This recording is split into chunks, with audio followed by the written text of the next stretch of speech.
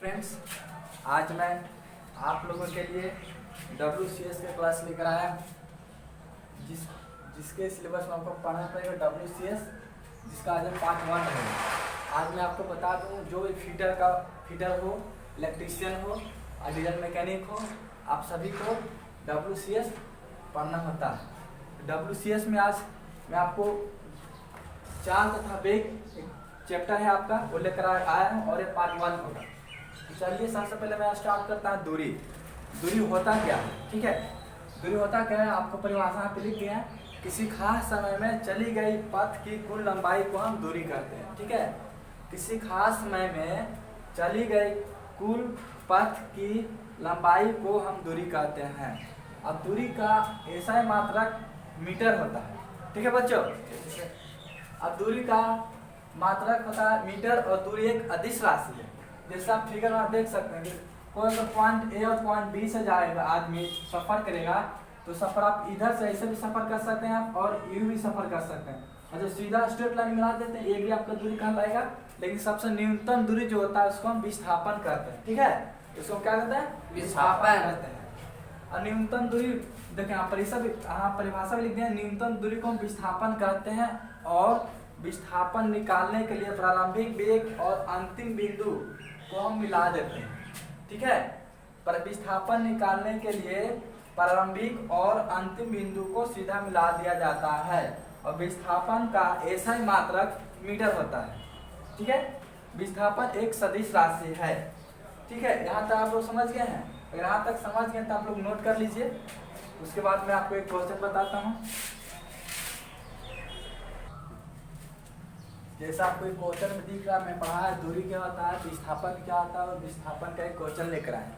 तो आपको क्वेश्चन में दिया गया है कि दिए गए चित्र में अगर कोई चींटी A से B तक का सफर तय करती है, तो चींटी के द्वारा तय की गई दूरी और विस्थापन ज्ञात करें। आपका यह चित्र दिया गया है, इसमें आपको दूरी निकालना और विस्थापन निकालना। यहाँ पे याद रखें, नोट में जो पॉइंट लिखा है, नोट में नोट जो हमारा दूरी होता है हमेशा 1 से बड़ा और 1 के बराबर होता है, और विस्थापन भी 1 से बड़ा और 1 के बराबर होता है, ठीक है। यानी कि बोल सकते हैं दूरी बटे विस्थापन ग्रेटर देन इक्वल टू 1, ठीक है। और दूरी क्या होता है? दूरी हमेशा ओनली पॉजिटिव होता है, और विस्थापन पॉजिटिव, नेगेटिव और 0 होता है, ठीक है।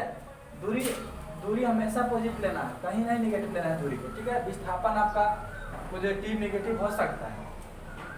तब इस क्वेश्चन को सोल्व करते हैं। क्या निकालना है इसमें से? दूरी निकालना है और विस्थापन। दूरी के परिभाषा क्या बताए थे कि किसी खास समय में तय की गई कुल पथ की लंबाई को हम दूरी कहते हैं। तो देखिए अब पॉइंट ए से बी तक जाने में से कितना दूरी लग रहा है। ए से यहाँ से 4 मीटर, फिर 3 मीटर, फिर 4 मीटर, फिर 3 मीटर। तो टोटल दूरी कितना हो गया? टोटल दूरी यहाँ लिख लेते हैं। दूरी इक्वल कितना हो गया? 4 मीटर प्लस कितना? 3 मीटर प्लस 4 मीटर फिर प्लस 3 मीटर। टोटल को आप जोड़ दीजिए। जोड़ने में आपको कितना हो जाएगा? 14, 4 3 7, 7 7 14, 14 मीटर। ये आपको क्या दूरी हो जाएगा? आपका दूरी आंसर हो जाएगा, ठीक है।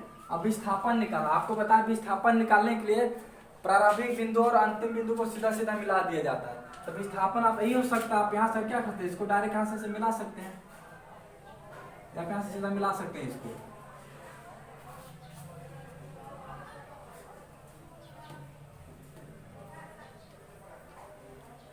पाइथागोरस प्रमेय पढ़े हैं ना आप लोग? क्या होता है पाइथागोरस प्रमेय? कि कर्न स्क्वायर बराबर, यानी कि h इक्वल टू कर्न स्क्वायर क्या होता है? लंब स्क्वायर प्लस आधार स्क्वायर, ठीक है। कर्न स्क्वायर लंब स्क्वायर प्लस आधार स्क्वायर। तो अब देखिए यहाँ पे कितना दे रखा? 4 मीटर स्क्वायर प्लस कितना है? 3 मीटर। कितना हो जाएगा? इसको स्क्वायर करेंगे 16 प्लस 9 h स्क्वायर और कितना हो गया? यानी कि h स्क्वायर कितना? 25। तो h इक्वल टू लिख सकते हैं 25, ठीक है। h का कितना वर्ग? 25 पे कितना वर्ग होता है? 5। अगर यहाँ से आपका 5 निकल गया, तब इसी प्रकार इसको भी निकाल लेंगे, ठीक है। 4 का स्क्वायर 3 का स्क्वायर कितना हो जाएगा? 5 आ जाएगा, होगा ना। अब देखिए आपको विस्थापन क्या? सीधा सीधा प्रारंभिक बिंदु हो गया, और ये अंतिम बिंदु हो गया, इसको सीधे से मिला दीजिए, इस टोटल जोड़ दे कितना हो गया 5 + 5 कितना हो गया डिस्प्लेसमेंट, विस्थापन अब कितना हो गया 10 मीटर। विस्थापन अब कितना हो गया 10 मीटर। क्यों? कि विस्थापन का भी ऐसा मात्रा क्या होता है मीटर होता है, और दूरी क्या होता है मीटर होता है। एक बार और समझा देता हूं आप लोग को। विस्थापन निकालने के लिए आपको पाइथागोरस प्रमेय लगाना पड़ेगा, ठीक है।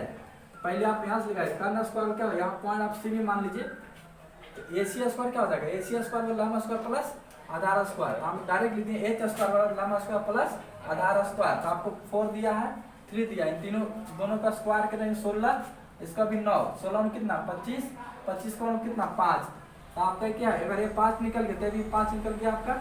अब इन दोनों को मिला दीजिए, टोटल कितना हो गया विस्थापन 10 मीटर, ठीक है। आप पढ़ाएंगे चाल, ठीक है।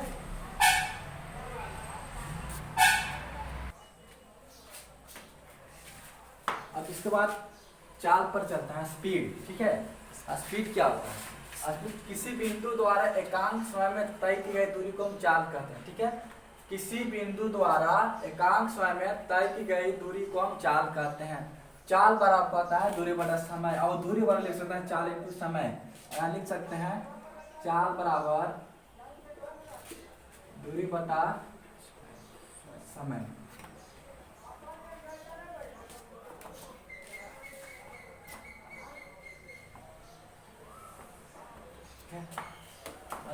चाल का एसआई मात्रक मीटर पर सेकंड होता है, ठीक है। आप ये दोनों फॉर्मूला याद रखेंगे। चाल का एसआई मात्रक मीटर पर सेकंड होता है। चाल का विमा LT पावर -1 होता है। क्यों? देखिए यहाँ पे मीटर पर सेकेंड, ठीक है, यानी कि मीटर पर सेकेंड, ठीक है। इसको ऐसे लिख सकते हैं, मीटर को जो हम मेजर करते हैं लेंथ में, यानी कि इसको L, और सेकेंड को किस में मेजर करते हैं टाइम में। टाइम में जब भी डायमेंशन लिखते हैं तो इसको हमेशा बड़ा ब्रैकेट से इसको बंद करते हैं, ठीक है।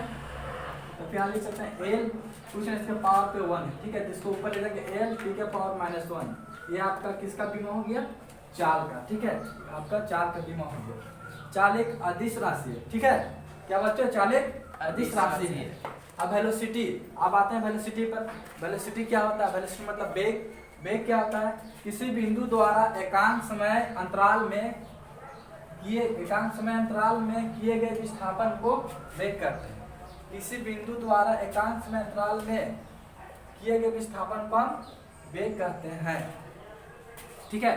अब वेग बराबर क्या होता है, वेग और विस्थापन बटा समय होता है। जो चाल का बीमा तो ही आपका वेग का बीमा होता है, ठीक है। वेग अब क्या है, एक सदिश राशि है, और याद रखें कि चाल जो एक अदिश राशि है, दोनों आप याद रखें ध्यान से। वेग का ऐसा मात्रक मीटर पर सेकंड होता है, और चाल का भी ऐसा मात्रक मीटर पर सेकंड होता है। आप दोनों ये दोनों याद रखेंगे, वेग जो एक सदिश राशि है, और चाल जो एक अदिश राशि है, ठीक है। तब इसके बाद हम चलते हैं त्वरण। आप अपना नोट कर लीजिए, अपना नोट कीजिए तब तक।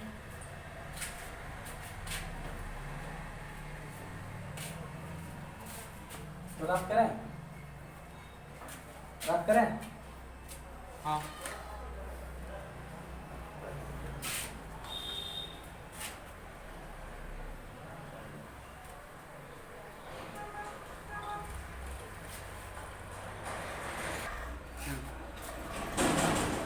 अब आपका अगला है त्वरण। त्वरण क्या होता है, आप लोग परिभाषा में बोल देंगे, आप लोग लिख लीजिए त्वरण क्या होता है। वेग में परिवर्तन की दर को हम त्वरण कहते हैं। वेग में परिवर्तन की दर को त्वरण कहते हैं। लिख देते हैं यहाँ पे,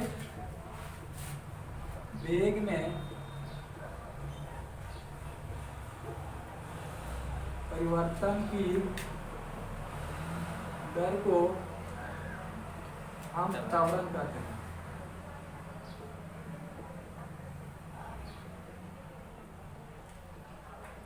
त्वरण का एसआई मात्रक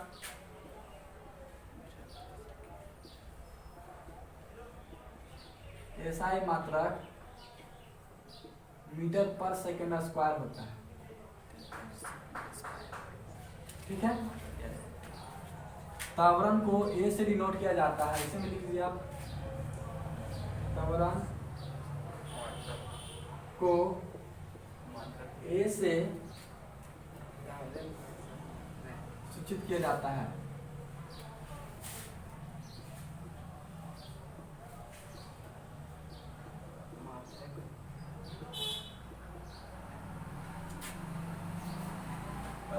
शुद्ध किया जाता है। ठीक है, इतना नोट करिए आप।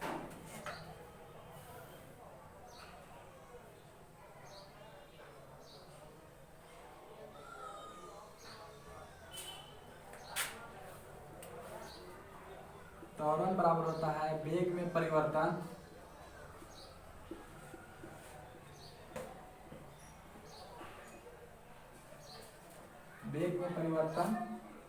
बटा समय।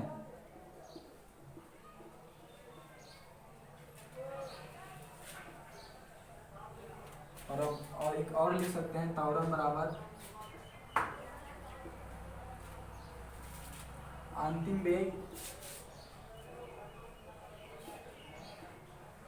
माइनस प्रारंभिक वेग बटा समय।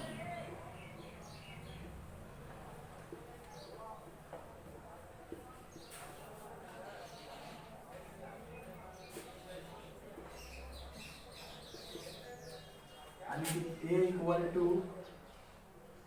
v minus u by t. आपका v हो जाएगा अंतिम वेग, u हो जाएगा आपका प्रारंभिक वेग, और t आपका टाइम हो जाएगा, a आपका त्वरण हो जाएगा। ठीक है, इतना नोट करिए आप। तब एक फिर प्रॉब्लम बताते हैं आपको।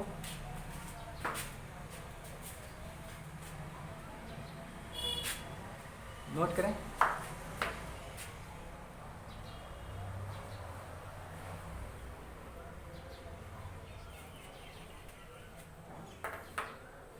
ऊपर वाला तो आप लोग लिख लिए होंगे, इसको मिटाते हैं।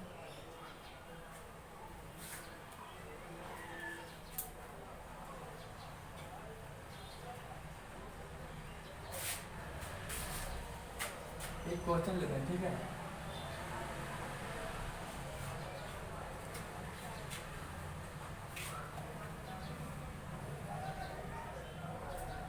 इसको रब करते हैं, आप लोग लिख लिए होंगे। क्वेश्चन लिखिए आप एक। यदि कोई कार 72 किलोमीटर प्रति घंटा की रफ्तार से चल रही है। यदि कोई कार 72 किलोमीटर प्रति घंटा की रफ्तार से चल रही है और 5 सेकेंड के बाद उस पर ब्रेक लगा दिया जाता है, और 5 सेकेंड के बाद उस पर ब्रेक लगा दिया जाता है, तो उस कार पर आरोपित मंदन क्या होगा। ठीक है, एक बार फिर से रिपीट करते हैं क्वेश्चन को। यदि कोई कार 72 किलोमीटर प्रति घंटा की रफ्तार से चल रही है और 5 सेकेंड के बाद उस पर ब्रेक लगा दिया जाता है, तो उस कार पर आरोपित मंदन क्या होगा। ठीक है, और रिपीट करें एक बार और रिपीट करते हैं क्वेश्चन को। यदि कोई कार 72 किलोमीटर प्रति घंटा की रफ्तार से चल रही है और 5 सेकेंड के बाद उस पर ब्रेक लगा दिया जाता है, तो उस कार का आरोपित मंदन क्या होगा। मंदन समझिए, मंदन हम त्वरण को ही कहते हैं। ठीक है, मंदन जो हम त्वरण को कहते हैं, लेकिन वहां पे जब रिटार्डेशन होगा, अगर माइनस लगेगा, उसी को हम मंदन बोलते हैं। ठीक है, मंदन उसको जहाँ पे निगेटिव होता है, जैसे कार चल रहा है, ब्रेक लगा तो स्पीड उसका कम हो जाएगा, वहाँ पे मंदन उसको माना जाएगा। ठीक है, आप क्वेश्चन में क्या किया गया विभिन्न लिखिए आपको। करा दी कोई कार 72 किलोमीटर प्रति घंटे की रफ्तार से चल रही है, तो समझिए कि चल रहा है, यानी कि ई बराबर कितना दे रखा, 72 किलोमीटर पर घंटा। ठीक है, आपको गिवन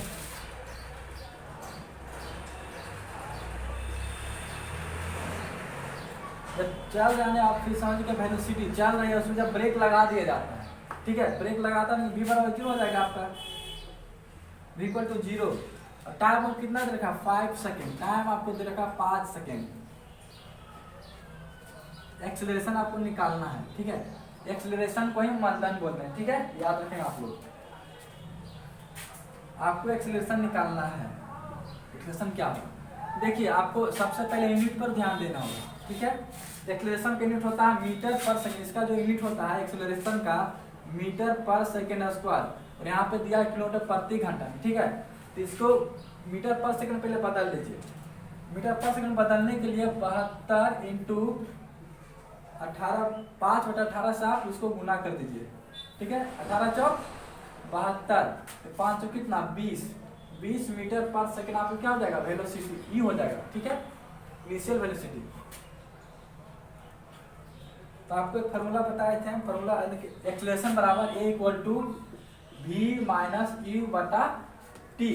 ठीक है, तो ए इक्वल टू आप लिख सकते हैं वी आप कितना आपको 0 है और ये कितना है आपको ये कितना 20 है। यहाँ पे माइनस माइनस लगाइएगा, टाइम कितना दे रखा 5 सेकेंड।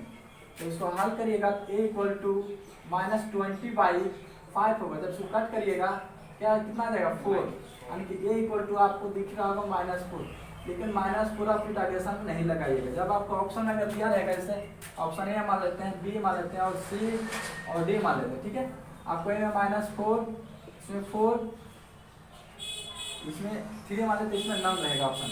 तो आपको -4 का टिक नहीं करना, यहाँ पे आपको सिर्फ रिटार्डेशन डिनोट करता है। ठीक है, माइनस लगा तो आपको रिटार्डेशन डिनोट करता है, इसलिए आपको आंसर जब टिक लगाना होगा तो -4 में लगाइए। ठीक है, -4 के आंसर एक साथ नहीं करिएगा। तो इसका आंसर आपको हो जाएगा मंदन में। आप अगर मंदन बोला है तो आपको मंदन में लिखिएगा, मंदन इसका जो आंसर होगा 4 मीटर पर सेकंड स्क्वायर होगा। ये माइनस जो है आपका मंदन डिनोट करता है, रिटार्डेशन को डिनोट करता है। ठीक है, ठीक है, आप लोग इतना समझे हुए, नोट कर लीजिए। उसके बाद हम चलते हैं फोर्स पे। ठीक है, फोर्स में यानी कि बल होता क्या है, आपको एक पहले पीछे कुछ पहले मिनट आपको क्वेश्चन बताए थे। क्वेश्चन आप लोग समझ गए होंगे, और नहीं समझा कमेंट करिएगा, आपको फिर से क्वेश्चन को बताया जाएगा। अब चलिए बल क्या होता है। बल एक भौतिक राशि है जो किसी वस्तु पर लगाकर विस्थापित कर दे या करने की चेष्टा करे तो उसे हम बल कहते हैं। ठीक है ना, बल एक भौतिक राशि है जो किसी वस्तु पर लगाकर विस्थापित कर दे या करने की चेष्टा करे तो उसे हम बल कहते हैं। ठीक है फ्रेंड्स, अब बल क्या होता है, बल इक्वल टू द्रव्यमान इंटू त्वरण होता है। आपको सबको पता है, आप 9th क्लास में पढ़ चुके हैं कि बल इक्वल टू द्रव्यमान इंटू त्वरण। बल का ऐसा मात्रक क्या होता है, न्यूटन होता है। बल का ऐसा मात्रक न्यूटन होता है। बल का सीजीएस मात्रक क्या होता है, डाइन होता है। यहाँ पे लिखेंगे बल का सीजीएस मात्रक डाइन होता है, और 1 न्यूटन बल क्या होता है 10⁵ डाइन होता है। ठीक है, ठीक, इतना आप समझ में उतना नोट करिएगा। अब आपको बता रहे हैं कि जब समान त्वरण से सीधी रेखा में पहले वाले वस्तु के लिए गति का समीकरण क्या होता है। ठीक है, आप पहले इतना नोट करिए, तब तक हम लिखते हैं। यहाँ पे कुछ फार्मूला है,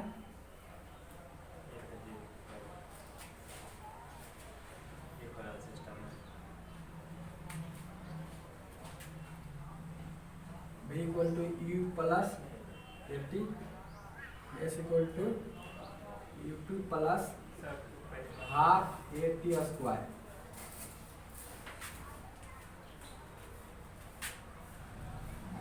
v square equal to u square plus 2as। और क्या होता है s equal to u plus a/2 into 2n minus 1। यहाँ तक आ रहा है कैमरा में,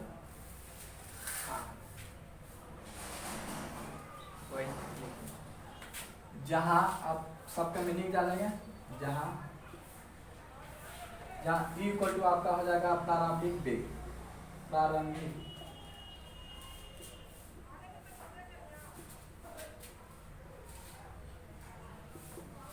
हो जाएगा अंतिम वेग,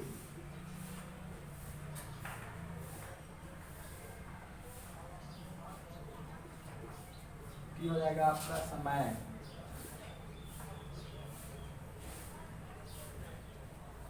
ये होगा विस्थापन,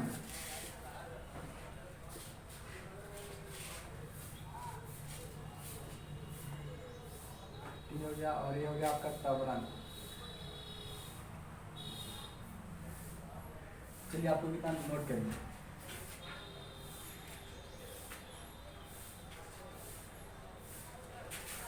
देखिए कुछ फार्मूला याद रखेंगे, v equal to u plus AT और s equal to UT plus half AT square, v square equal to u square plus 2as और s equal to UT plus a/2 into 2n minus 1। जहाँ you equal होता है आपका प्रारंभिक वेग, T हो गया आपका अंतिम वेग, टी हो गया आपका टाइम, ये हो गया आपका एक्सेलरेशन, अंगितावरण, एस हो गया विस्थापन। विस्थापन कर कभी दूरी भी बोला जाता है, ठीक है, क्योंकि न्यूनतम दूरी को हम विस्थापन करते हैं। आज हम लोग क्या पढ़े हैं, चाल और वेग में चाल पढ़े हैं, दूरी पढ़े हैं, बल पढ़ लिए हैं, कुछ फॉर्मूला देखना है और कुछ क्वेश्चन भी देखे हैं। अब आपको नेक्स्ट वीडियो में मिलेंगे कुछ प्रॉब्लम के साथ, आप इसको याद रखेंगे तब तक। ठीक है दोस्तों, अगले क्लास में मिलेंगे। चलिए तो लगिए नंबर में।